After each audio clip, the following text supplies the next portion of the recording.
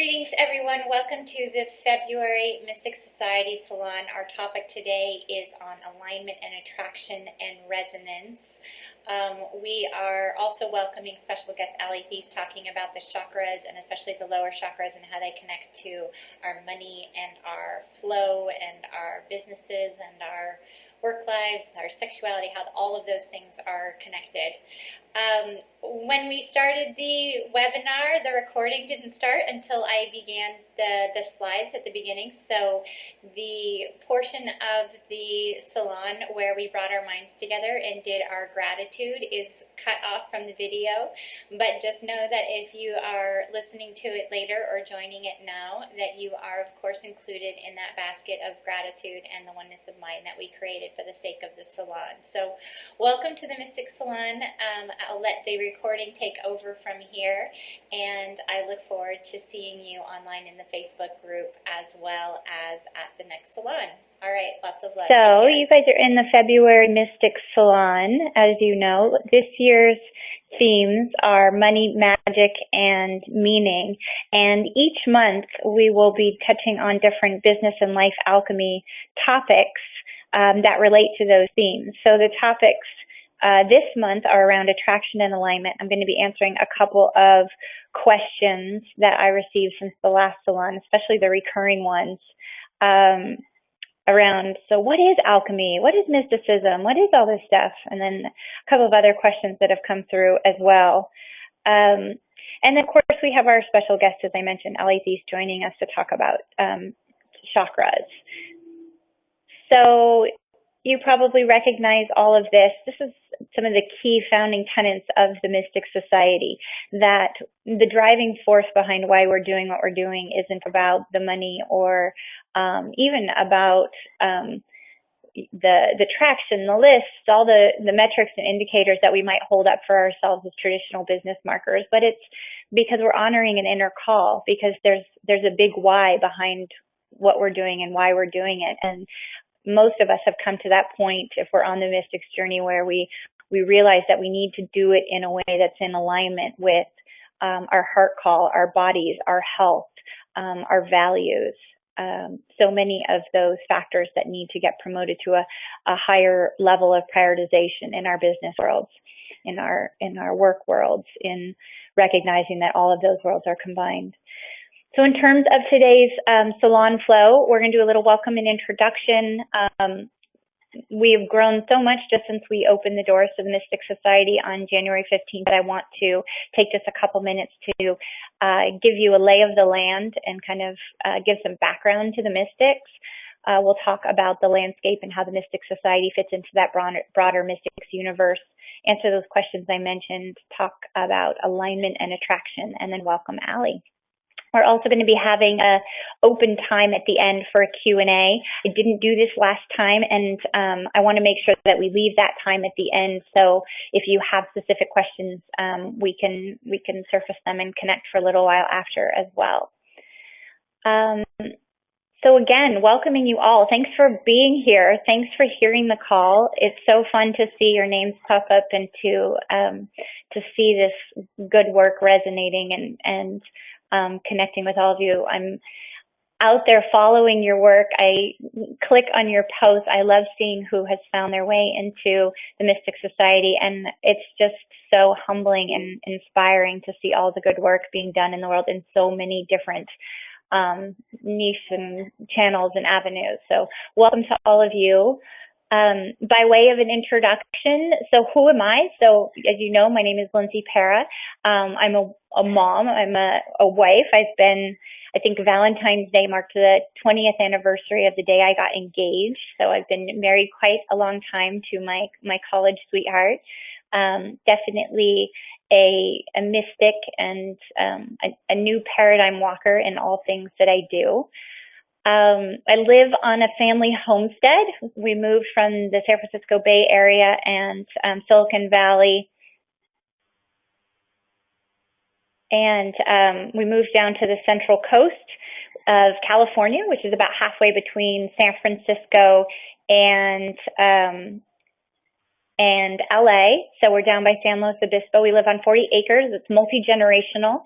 we did the whole chicken, sheep, llama thing, and most days I am kind of weaving all those worlds, being mom, wife, daughter, homesteader, entrepreneur, and mystic right there from Hawk's Perch. We call it Mystic Headquarters. I'm also, at least today, 2 days a week, I'm in the office. So I've come into town into a sweet little office that I have over the Energetic Arts Center with my mentor here, Richard Barr, and absolutely love being in this space in town as well and getting to experience both of those energies. So as you know, I'm an entrepreneur. I'm the founder of the Mystic Society. My past life, as I mentioned, was in Silicon Valley. I worked in corporate and in IT, in software for startups, and also for nonprofits. Always felt a little bit like I had a foot in two worlds, one in the mainstream corporate world, one in navigating traditional mainstream cultures and environments, and the other, internally at least, doing it my way, finding how to walk as an intuitive and an empath in this kind of mainstream world. So once I moved down to the Central Coast, I got very interested in energetics and healing. I found my way to the mentors who helped guide me through my own healing crisis and discovering that I had Lyme disease and had passed it to my children, navigating our way out of that health crisis into a space of service. Along the way, I worked for an energetic healing team. I became trained in craniosacral therapy, got very interested in light work and metaphysics, and eventually found my way to working for a global nonprofit that literally was the bridge, that we were able to help them be, not only traditionally 501(c)(3) compliant, but also be a non-hierarchical, life wheel-based, very new paradigm business. And it was that point that I started to really bring my two worlds together and began channeling new paradigm business methodologies and finding my way to running my own businesses in a very new paradigm, non-traditional way, but that was also resonant and truth for the people that it was serving, but also for ourselves. So with my business partner, Aaron Baker, we've now been on this entrepreneurial journey for 3 years, and we continue to enjoy most the pieces of our business that enable us to be a platform for the good work being done in the world, whether that's profiling healers or wellness advocates, other entrepreneurs, other light workers, and health practitioners, but also ushering in transformation, health, ease, and grace to all aspects of our business. So just by way of a little bit of a landscape of what that business landscape is, what that looks like. So we create transformational apps. That really grew out of a desire to create our own apps. We created a chronic wellness tracker initially for people navigating chronic illness. We created Shift, which is a life wheel, a transformational iOS app that allows you to see how all the different components of your life are connected and serve each other. Chronic wellness tools and full circle wellness tools grew out of those desires to serve the healing community, both on the chronic illness side, but also kind of the transformational healing side. And then, of course, the Mystics was born last year, which allowed me to then start to share how we run those businesses and some of those new paradigm practices. I continue to consult with Aaron via online strategies, and have really enjoyed over the last year how all of these different things have served to be an incarnation of my own medicine wheel, each one embodying a different component of my interests and my passion, my areas of service. So just over the last year, I've enjoyed speaking or showing up for webinars or contributing to programs or platforms, everything from 6 seconds and how to use technology for connection instead of disconnection, to discussions on Lyme disease and autoimmune conditions, talking about corporate culture and cultural repair in the mainstream corporate world, parenting, new paradigm business principles like resonance. So these all may seem like disparate things. You can definitely see the multi-passionate nature here, but they all have in common some foundational principles like healing, connection, awareness, especially self-awareness, transformation, and for sure a lot of room for magic and the mystic within there. So in terms of the landscape, so I get asked a lot, so is there more to the mystics? I'm confused. What is the Mystic Society? I hear people talk about the Mystic Circle. What is the difference between these things and how do they relate? So this is just a little image to kind of give you a picture of the mystic landscape. So that spot with the star, that's where we are right now. So monthly we hold a Mystic Salon, which is this webinar type opportunity to come together and talk on a topic and invite guests and be in each other's energy virtually around new paradigm principles and leaning into the ease and grace of doing life and business a different way. That is an intersection between the Mystic Society and people who may be finding their way to the Mystic Society. The Mystic Society is a membership, it's a community, it's a mentorship space. It also holds within it and grew out of the initial Mystic Circle. So around the time of the Grand Cross, the first Mystic Circle was born, 8 women in the directions of the medicine wheel. And it's part mastermind and part retreat, part immersion, part program. From that, the Mystics Mastery was born, which is like a follow-on program to the mastermind and circle. So on January 15th, for when we opened the doors to the Mystic Society, we were also opening the doors to a mastermind circle, to this round of the Mystic Mastery, as well as to a beta of a virtual group of the Mystics. So you can see why there was some confusion about, okay, which is which and what is what, and I hope this image helps to clarify a little bit. Again, all are growing out of this desire to share new paradigm business and life practices, to talk about connective, transformational tools and toolbox, to put those tools in a medicine bag, if you will, that fosters connection for you to yourself, but also you to nature, also you to your community, to each other, to your clients, to your intended audience, to the recipients of your art. And then there's the retreat component, which either fits into the circles and masterminds, or we are going to be doing a Mystic Society retreat that's more an open retreat in the fall. So we can be in space together and bring in some of the ritual and ceremonial components while continuing the discussion on business and life alchemy. So just to reiterate, the Mystic Society itself has a few different places that you will find yourself now that you've found yourself into the Mystic Society. So the online community obviously is in the Facebook group and the Simplero space. So I encourage you to engage and take advantage of both. The Simplero space has your monthly content, has videos and bonus videos, some discussion, some different tools that you can put in your toolbox or adapt for your own need. The Facebook group is held and intended to be a very high vibrational space that you can visit when you're doing your social media time or connect in terms of sharing what's alive for you, asking for support. I definitely want it to be a space of inspiration. So I so invite you sharing the different creative ways that you're expressing yourself in terms of your inner mystic via your business, your personal life, your love life, all of those elements of your life wheel. So that community piece is very important.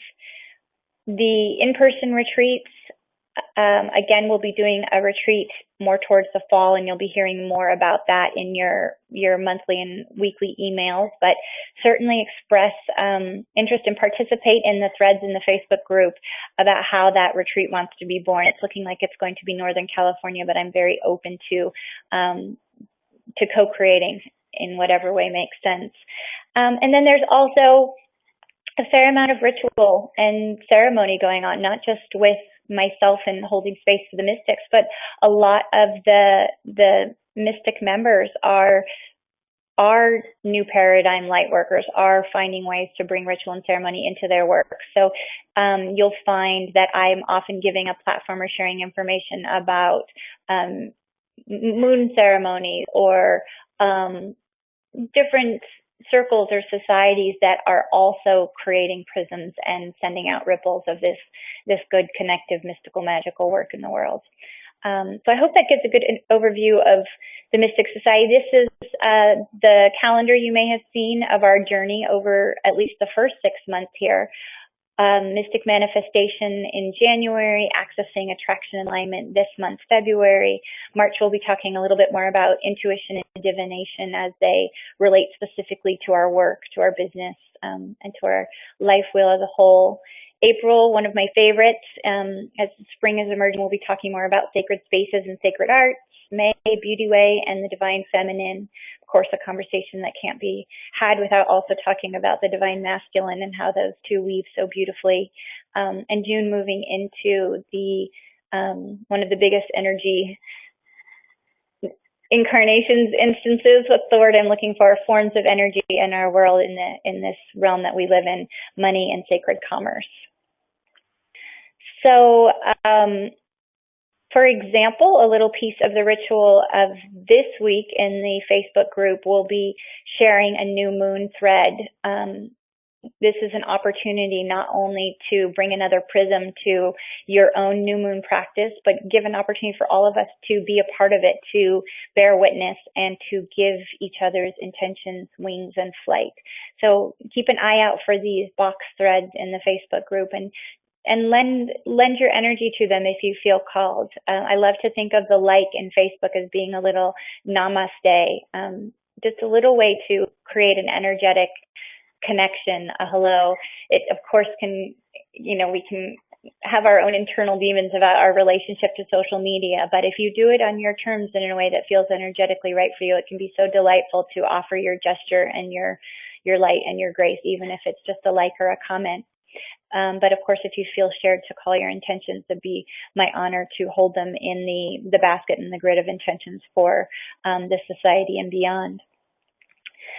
So what else is to come with the Mystic Society? So of course, monthly topics, we will be bringing in bonus guests, our salons, our interviews, the Lost Art series, and more. So really want to cruise through these questions. So why money magic, meaning what is alchemy anyway, and what do I mean when I say that I've been a master manifestation artist? So money magic and meaning, the themes of this year's society are foremost in the discussion for me. They're the first that we brought forward for this opening of the doors of the Mystic Society, because they're all topics that I see surface so often with spirit-based entrepreneurs, spiritually conscious, all of us on that spiritually conscious path and journey. And none of them are taboo. And I really want to remove this sense of taboo from all of them. I love shining the light on these topics. These are discussions that I'm having within my own masterminds and circles within the mystic space. They're all examples of how we exchange energy and service. We know this concept of the starving artist and all of the, cultural trauma or historical trauma that has led through the ages to us being aware of that paradigm. But I see it too often still with healers and artists and creators and entrepreneurs. And I think it's so important that we start to shine the light on money in a new way, that you absolutely can be both in alignment and full service and also have a beautiful flow of resources and abundance in your life, especially in the form of money. So that's a driver behind the Mystic Society this year for sure, is to be talking about how to help support that money flow. Magic, because there's still this sense that it's somehow maybe true, maybe not. I'm not sure. It's cool if it works, but if it doesn't, it's okay.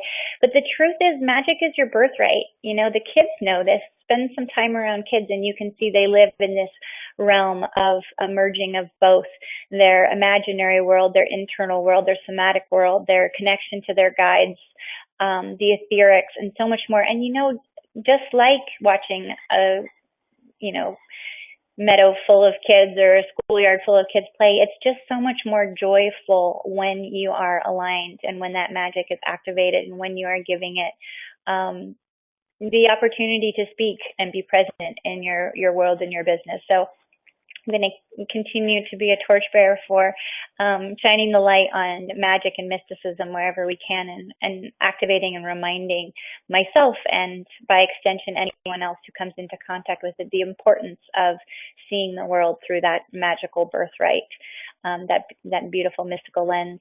And then meaning, because meaning is really, I think, why we're all here. At the end of the day, the most important thing is, did you find meaning in what you did? You know, whether something works, whether it doesn't work, whether you're enjoying a particular phase in your business or your work or not.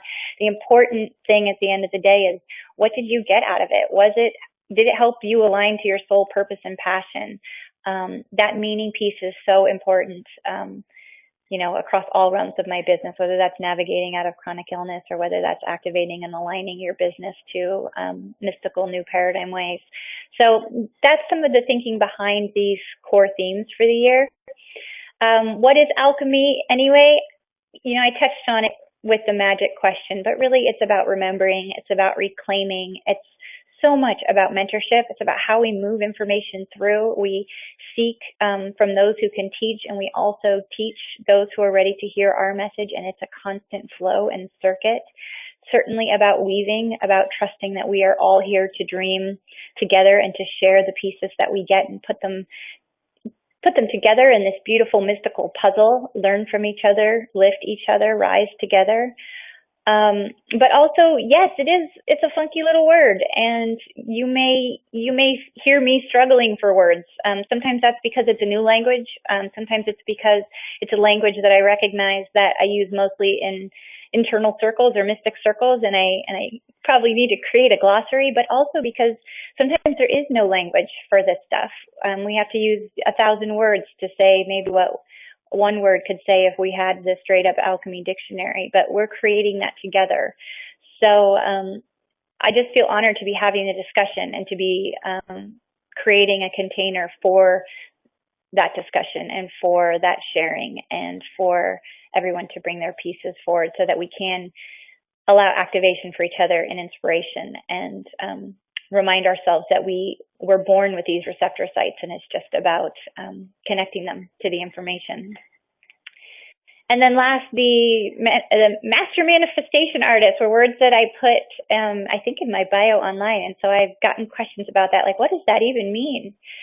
And the stories are probably too long for the time that we have now, but the gist is it's really my own journey. It's my way. It's that I have, since I was a very little girl, been drawn to this new paradigm realm, that I've always seen things on both sides of the veil, that I was drawn to healers and shamans from a very young age, to powwows. I grew up in Palo Alto near Stanford University, and I was always drawn to the powwows and to the circles and the women's circles and the red tent. For me, it was just kind of the way it was. Really, until first it went dormant, I think, until I bumped into too many quote unquote real walls and started to try to suppress all of that extrasensory stuff and that connection and the ability to perceive and feel on so many levels. And then it really was reawakened as I was trying to then actively manifest, to reconnect to it, to understand how things had flowed so easily for me throughout my life in the context of, say, calling in my big love, calling in my children, the homestead I was going to live in, the straw bale house I just knew I was going to be building. I think the first picture I ever tore out of a magazine of straw bale house, I was like 19 years old. Creations, all of those things were part of a deep knowing from when I was a very little girl, pictures I drew in my journal from, as far back as 5 years old. And those all flowed so easily. So then what was it when things became hard, when we became sick, when my children were sick, when I was trying to grow a business and beyond? That trying to manifest thing is a really tricky thing, but what it did is it brought me to a place of actively looking at the tools that had been in my toolkit, how it had worked in the past, what were some of the common themes. So things like my manifestation map and my approach to the PRISM process and ACAR and other methodologies that I share, they all came out of watching what had been my innate and natural process when I then tried to actively mimic it for intentional purposes. And of course, I found that they're interconnected and powerful and shareable. So I hope that gives some of the background of what I meant by that. And I'm, of course, open to more questions about manifestation specifically. So on the topic of alignment and attraction, so manifestation was our topic of January. You can still find it in the Simplero space. It's really all topics this year in the Mystic Society lead to manifestation. It is the alchemy. It is the creation. It is how we pull into form in alignment with our desires. So why alignment and attraction and resonance? Well, because I believe that's the path of least resistance to manifestation, that we can go out there and we can do the trying, but so much more magical is when we do the allowing, when we open ourselves and when we are aligned and attractive, then things come to us. What it isn't, I can't really I don't think we have time to go into chronic persistent positivity, but what I will say is allow it to be real. Manifestation, alignment, and attraction don't mean that we are, fake it till you make it, that you're positive all the time, that you're only showing up with a smile. We are such a beautiful, intricate, complicated, nuanced incarnation of light, this combination of light and body, of shadow and light, of etheric and inform. And so I guess I would say what attraction and alignment are is allowing yourself to be you. It's a whole lot of permission. It's a whole lot of calibration, allowing yourself to move through cycles. Yes, not getting stuck in the negative, but also allowing grief and shadow to move. They're so powerful and such great teachers in terms of our creativity, our learning, our sharing, and more. So in the Simplero space, you'll find the videos on the resonance model and Kitty, as well as alignment, attraction, manifestation. So feel free to check those out. But also on the topic of alignment and attraction, we want to be talking about how this is how you walk in the world, how you feel, what your connection to your own body and nature is, your actual physiology. And so that brings us to our guest today, to Allie, who I know is here with us. Welcome, Allie. And I want to introduce her now, and then I'm going to come off the slides and bring her onto video as well. Allie, was one of the first people that I met on this entrepreneurial journey a couple of years ago, when we were first running a Kickstarter for our flagship app, Chronic Wellness Tracker. And we've been connected since, and I've experienced her programs. I've experienced working with Allie one-on-one. She was such an instrumental part of me doing my own healing work around the lower chakras, of looking at how pieces of my personal journey in terms of past trauma, in terms of sexuality, intimacy, my entire relationship to my chakras and my energy body, especially the root and sacral chakras, and how they relate to getting money, magic, and meaning to flow in your life. I'm so excited to have her join us here today. And we'll talk a little bit more about her work with colors, crystals, how her programs have come to life, and more. So welcome, Allie. I'm going to take this off of the screen now, if I can figure out how to do it. Are you over there somewhere? I can hear you. I'm here. Yes, I am. Hello. If somehow I'm missing my any meeting window now. Let's see if I can get it. There we go. Okay. So I have got myself back up. Hey. Are you able to share your screen now, Allie?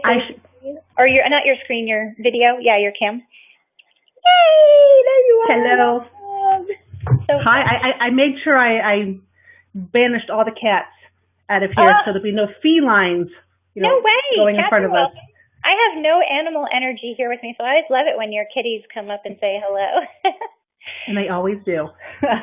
So thank you so much for joining us. Tell us a little, I gave a little bit of an intro about how you and I met, but tell us a little bit about how your work came to be, working with colors, crystals, energy, and chakras, and what brought you to this moment right now? Oh, God, condensing it down to 3 minutes. It's been a very long journey for me. Growing up in a Catholic household, we never talked about sex ever. It was, a taboo subject. And the only thing I learned was going to Walden Books and checking out Dr. Ruth. Thank God for her. And all of her tidbits about sex growing up. So since it was forbidden, of course, if you forbid something and don't talk about it, what are you interested in? Of course, what you're not supposed to be doing. So that got me very interested in sex. I wasn't very sexually active as a teen. Yeah. But as I got older, and I've been married twice, so luckily both of my ex-husbands were very, into exploring different sexual things, which was fantastic. But I combined my love for sex and my curiosity and my exploration with my metaphysical side. I've known I've been psychic ever since I was probably about 5, and it just seemed to go together very easily. When I would do readings for people, one of the biggest topics that always came up was relationships and sex. And over time, I thought, well, let's just go to school, learn more about the mechanics of sex and everything that goes with that. And I combined that with my metaphysical side and the crystals and the flower essences and the oils, and here I am. So it's no mistake that this is such a live topic, especially in the world of manifestation or entrepreneurship or building a business or even finding your way in the corporate world, because it turns out these areas of body, these lower chakras, are completely connected to how how money flows in our lives, how fulfilled we feel or don't feel, how we experience flow or magic. Tell us a little bit about the chakras and how those are connected to our life's purpose, passion, money, all of those things. Well, when it comes to sex, think of the last time you had a really good sex life. Mm-hmm. How was everything else flowing for you? How was your health? Did you feel well physically, mentally, emotionally? Did work seem to go okay, whether you're working for yourself or for somebody else? Everything seems to flow well when your sex life is going well. Right. And that's because our sexual energy is in our sacral chakra, which is 2 inches below the belly button and has that wonderful orange energy that I am obsessed about. Mm-hmm. In the sacral chakra, you've got your sexual energy, your well-being, and your abundance. So when the orange energy is flowing and flowing well, you attract all of those wonderful things to you. And the well-being, of course, you feel well. Now, if you go to the root chakra, if the sacral chakra is working fine because of sex, the root chakra is where you have your passion, your desire, and also your manifestation energy. So if your manifestation energy is in high swing with your root chakra, and your abundance is going fabulous in your sacral chakra, bingo bammo, you've got your fantastic health, your business is running well, you're doing fine in your career. It just all flows. It does flow. And yet, so many people are experiencing blocks in at least one or more of the areas you described. Either their health is suffering, they're not experiencing a lot of joy and light in their sex life. Money is a problem. And of course, once one starts to get activated, they kind of all start to gum up the works together. What do you do when you see that, and how can you help someone start to unravel those pieces and get back on track? Well, the one thing I want to tell people is, in our busy lives, we normally put sex on the back burner. It's the last thing. We want to make sure everybody else is happy. We want to take care of our kids, our pets, our job, our clients, everything but sex. Now, when the sacral chakra is working and the orange energy is flowing as it should, I call it the roto-rooter of our energy streams. Right. Because when the sacral chakra energy is flowing, it clears up everybody. Right. It clears up your solar plexus and your heart chakra and your third eye and your crown. It just all moves. I forgot the question now. I got going with the roto-rooter. I'm like, what's she asking again? Yeah, no, it's this modern epidemic right now that people are not experiencing good health, or we hear so often, somewhere on this cycle, money, good health, or sexuality. The works are getting gummed up. And so what can we do to get back on track? So it sounds like you're saying really prioritizing yourself and prioritizing that sexual energy acts as a roto-rooter to those things. Well, and do you have enough time to watch your favorite sitcom each week? Do you make time to listen to your favorite business podcast?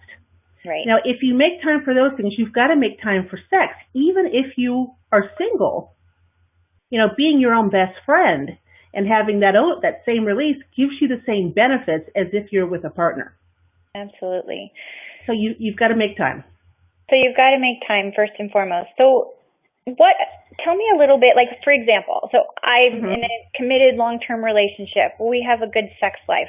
We also, however, have had periods of time with either children being born or chronic illness where, despite best intentions and despite the prioritization, you're up against some rough stuff. And what I loved about your toolkit is that you're bringing in some amazingly powerful and yet subtle and gentle tools like crystals and flower essences. Tell me a little bit how that works and how it can help for those of us who are all about best intentions and we feel like we know what we need to do, and yet it's not quite flowing the way we want it to. Well, flower essences they're my go-to. I love flower essences above everything else. And I love my stones because I wear them all the time. So yes, flower essences work with your energy. You take them, physically, you drink them, but they don't work with any of your, or don't mess up any of your medications that you may be taking or interfere with any health issues you may have. It goes straight to your energy field around you. And a couple of my favorite flower essences, I always tell people about bottle brush and bee balm. Yeah. Because the bottle brush, it goes into your energy and it gets rid of all those little negative things. Because we gum them up. Every place we go, somebody is always negative no matter where we're at, unfortunately. Right.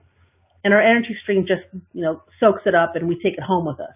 Right. So bottle brush is only found from Green Hope Farms, which is my favorite flower essence place on the planet, as you know, yes. Lindsay. I'm a big fan.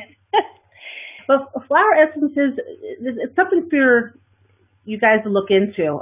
There's a lot of different people who sell flower essences. The Green Hope Farms and the Flower Essence Society are two I've been using for the last 15 years and have never, failed me at all.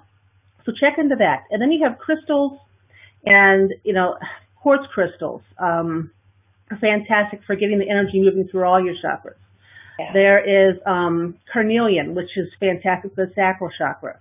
You've got rubies and garnets and bloodstones for your root chakra. And when you have stones, you can put them, you don't have to carry them with you. You don't have to wear them. All they have to do is simply be in your environment. Okay. Now, energy is everywhere, which is fantastic. So if you put the bloodstone or the carnelian in your bedroom, on your nightstand, they don't have to be sitting on top. Just be in the same room as you. It'll help to get the energy moving in there. Absolutely. And same if you burn maybe some orange or red candles to get the juices flowing in the bedroom. So let's talk about that color piece, because I feel like, oddly enough, even in pretty woo-woo circles and mystic circles, it's one of the things people are most resistant to. Like, how can colors actually, okay, I get essential oils are powerful, but how could having red sheets actually do anything? I've had that conversation more than once. Tell me a little bit about color. Well, it's interesting you said the red sheets. We're programmed to look at red and think about love and sex. Right. Since even little kids, when we watch Disney, the princesses and everything, when the Prince Charming comes in, everything's red. Yeah. When it comes to love, little red hearts. Yep. So when we see red in the bedroom, we're programmed to think love and sex. Got it. No matter what. Right. Now the orange is what people have a problem with. Orange means is the energy for sex. Are you kidding me? I drink that in the morning. Doesn't seem very sexy to me. If you think about walking into a room and all the walls are black, for instance, what type of mood do you think the people are going to be in when you walk into that room, as opposed to maybe yellow? When you walk in, it's sunny, it's a happy color. Mm-hmm. Prisons, hospitals, they're starting to color coordinate their rooms, their hallways, so that the prisoners or the patients that are in the hospitals, can heal better, heal faster. Same with, psychologists' offices, and I know people who practice Reiki. I never say that. Yeah. Who color coordinate their offices as well. You're predisposed to walk in and see green. The green, you think money. Yeah. Yeah. Green is prosperity. So you see green, our money's green, our dollar bills are green. Automatically, you're in a prosperous area. Yeah. Blue is calming. A blue color for a bedroom, believe it or not, a kid's bedroom at least, is very good. Yeah. It's calming. It's soothing. You never want to paint an entire room red, ever, in your entire life. Because even though it's passion and desire, red is a very vibrant color. It's got a lot of energy bouncing off it. So while it's fantastic for sex, you'll never sleep. Yeah. So that's a problem. Part of what I loved about working together when you were helping me kind of bring these flower essences and crystals in, and how remarkable it was, and intense, I might add, when things really start to flow, both energetically, sexually, money-wise, all at the same time. And really, you can't ignore the fact that they're so connected. No. But I loved how easily your work lent itself to business alchemy. So, for example, if I was starting a new document on my desktop, I could just take, 5 words and turn each one a color, just to kind of remind myself to anchor back into what I was calling in. And, we talk about resonance model in the Mystic Society. I felt like it was so powerful to begin to affect the resonance of what I was working on just by bringing color in. And then I can change the fonts back to the end when it gets published or pushed or whatever. But so interesting how if I was working on something that was going to be downstream related to sales, that bringing in those lower chakra colors with a little bit of green at the top of the document for my own eyes actually anchored me into a different vibration and energy than if I was creating a guide around healing something and I want to be more from voice and service or heart and bringing those in. What other creative ways do you bring color and vibration into the layers of the work that you do? Well, for all the chakras, one awesome thing you can do, for anyone can do, is yoga. I know it's not color, but it's energy. Yeah. And yoga opens up all your chakras. Yeah. As does meditation. Now, a lot of people don't like to meditate. They just can't quiet their brain, long enough to meditate. So I tell a lot of people to daydream. Oh, I love that. Daydream is a fantastic way to shift your energy and bring pleasantry in. Yeah. And even if it's for 5 minutes and you're bringing something in that makes you smile, how your mannerism, how your personalities, how your energy shifts from that point on, it's dramatic. You don't think about it because it's only 5 minutes. Right. And people meditate for like a half an hour. But that 5 minutes makes a world of change.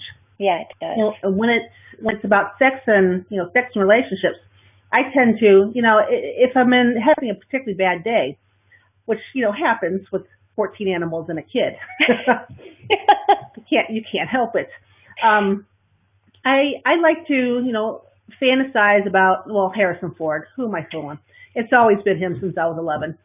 Harrison Ford, and put him in Indiana Jones, and I am good to go. Fantasize about him for 5 minutes, and the rest of my day, I am much happier. My son notices, why are you in a good mood all of a sudden? What'd you do? And that's you just had 5 minutes with Harrison Ford. 5 minutes with Harrison Ford. You betcha. Got it. The whole world go round. Yeah. Yeah, I remember those components of the program too, and how, again, in the business space, it's funny how we compartmentalize the stuff, and we want to keep the sexual energy to the nighttime or the bedroom, and we want to keep the work energy in the office, and then, whatever. And it's amazing how powerful it is when we allow the two to merge. And so, again, I'm thinking business and life alchemy here, but how neat to think of shifting your work routine or your core routines around your business to bringing in 5 minutes of daydreaming, and whether that's about visualizing desired state or visualizing the work product that you're creating, reaching the intended audience with the desired outcome, or even bringing in the sexual energy of what would activate that energy in you before you create. I mean, it is a creation energy, is it not? I mean, Is it not the source from which creation flows? Exactly. And I think it's interesting you say we try to keep everything separate. And that's a human thing we do. We have to make all these different sections, put labels on everything, when it's all one, it's all whole, it's all one thing. Totally. Always. So even if we're thinking about sex, it's still affecting our business. If we're thinking about our business and it's doing well, it's affecting our sex life. Absolutely. It all goes in, those 5 minutes. If it's not Harrison Ford, I think I like to daydream a lot about being in front of a large group of women and talking about orgasms. Just talking about sex, getting women in, the crowd's going crazy and we're talking about different things. And, that also sets me in a mood to jump in and dive in and help with my courses and the books. And well, it's a conversation that wants to be had more and more. I mean, I almost don't find myself in a room full of women or giving a talk or even at the Mystic retreats. There's no way to keep it out of the discussion anymore because it wants to be spoken, because it's coming up, because it's part of the collective consciousness, because removing these taboos, it's time. It's happening on all levels, not just around sexuality, but mysticism and creativity and all kinds of things. So I like that idea of bringing those in. And that's really, we're giving such a great plug to Shift. I have to bring it in here. But the app we created is exactly about that. The life wheel was this incredible medicine wheel, this ancient, beautiful representation of our wholeness. And then it got co-opted to somehow the life wheel was supposed to mean how to compartmentalize your life, your work-life balance. And one is over here and one is over there. When we created Shift, it was exactly about that because we wanted sexuality to live right on the life wheel next to your work, next to nature, next to your meditation time, next to your movement, next to all of these practices so that you can begin to see how imbalance in one actually constricts the other and how allowing things to clear and flow creates flow in all areas of your wheel.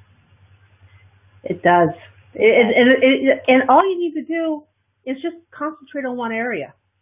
If you feel stuck, if you feel like you can't get going and you're treading water and you're tired of treading water, I mean, who doesn't get tired of it?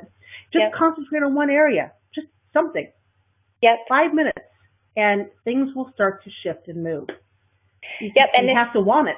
Yeah, and this is another area that our work is very much aligned, and that when I'm looking at the life wheel or working one-on-one with mystic clients, if there's an area that they're particularly trying to manifest, the thing, I almost push pause on that area. Like you're saying, focus on one thing, but sometimes it's not focus on the thing that you've been focusing all your energy on this whole time. Maybe shift to this other one. Like maybe we're going to focus on yoga instead of money specifically right now. Or maybe we're going to look at crystals and sexuality. And it's amazing how you release the pressure on that area that you've been kind of over-focusing on, and then it can kind of flow in more naturally. Well, interesting you say that, because like everyone in B School, I've been building my business as time goes along. Sure. And I get to points where I'm stuck. Well, I decided last month that I've always had a hobby of screenwriting. I love screenwriting. I've been doing it for a long time. Right. And I decided to shift my focus off of what I've been trying to do so much, off to something else. And since I did that, this has all just started to spin. It's just all flowing and doing that because I took my, intent. I think when we get focused, we get obsessed. Yeah. With that focus and with that obsession. It's like when I teach people how to do magic, when I used to teach people how to do spells and incense and sachets and all that. When you're obsessed about the outcome, you hold that energy real close to you. It's like, oh, it's mine. It's my energy. And when you're mind, the universe cannot step in and say, hey, I'm here. You asked for my help. So when you're obsessed about something, it rarely ever happens. Yeah, totally. And that attachment to how it has to look, us telling the divine, I want this and I want it in this way and I want it to look this color and I want it to arrive on this date. And I get so much the power in setting clear intention, but then there's that critical piece of releasing it back. Just bring it over. And that's the part people don't talk about is the critical release. You've got to let it go. Yeah, you do. And focusing on the other areas of the wheel can be a big one. Yeah. And yet, if an area that you have been chronically not looking at is your sexuality, I really want to encourage you to look for resources to help support you in bringing in more energy. Allie is certainly an amazing resource for that. Go to her website. She's got two at least two, right? Very different worlds. We've got out-of-body ecstasy and some really great resources for new paradigm sexual everything. In fact, Allie's been invited to Europe to come be a keynote at an out-of-body ecstasy conference, which is so exciting. But you also have Red Hot 180, which is on your other website. Is that correct? Yeah, if you go to allietheiss.com, that's the main one, and then everything branches from that. So Red Hot 180, that's the program I do a couple times a year, and I work on the four energies, which is the red, the orange, the yellow, and the green. Yeah, and just following Allie's work, you'll really get a lot of inspiration and ideas for how to start bringing in some of these etheric and, like I said, very gentle but super, super powerful tools like flower essences and crystals, and how to help them get that sexuality, money, purpose all flowing again in your life. Well, Allie, thank you so much for hopping on today and for joining us and shining the light on this topic. I think the Mystics is really determined to take these taboo subjects and just shine some light on them. So I so appreciate you coming and sharing your work with us. And I love you. Love you too. Thanks for having me, Lindsay. Bye, Mystics. It was great talking with you. Yeah, thank you so much. Thanks for being here today. So we are at time here. I want to see if there are any questions that come up or anything that I can answer for you before I hop off the line. I love, Kathleen says that she's going to add some orange and red color to her bedroom. Kat says this is great. So glad to see you all. Well, for those of you who are hopping off, thank you so much for joining us here today on this one. I look forward to seeing you in the Facebook group. I'm super available in terms of you messaging or commenting. I'm in there myself multiple times a day. I look forward to interacting again at next month's salon and beyond. So thank you again for being here. And again, if anybody wants to hang on and ask a question, I'll be here as well. So thank you all. Take care. I'm going to, see if I can give you a slide to look at instead of me. Thanks, Allie. Let's pull that down. Let's go to here. Let's go there. Let's see. Love you too, guys. Thank you for all those sweet notes. Thank you, thank you.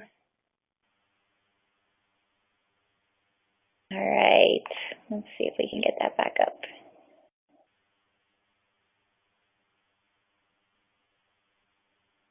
All right, guys. Lisa wants to know, do you have dates for the retreat yet? Oh, Lisa, such a good question. I'm going to post another thread in the Facebook group about the retreat dates.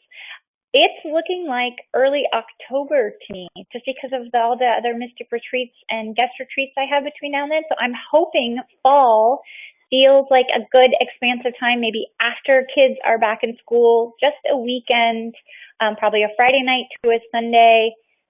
Oh, it's your birthday? Oh, I love to hear that. Okay, great. I'm hoping that feels like a time when we kind of move back into fall, but before the fall and then the winter holidays begin, that we can craft some time there, maybe around the shift of the season, so we can all be in space together, really sink into some ritual and connection, have some special guests, and probably thinking Northern California, but it could be Southern California. We'll have to put it to a popular vote.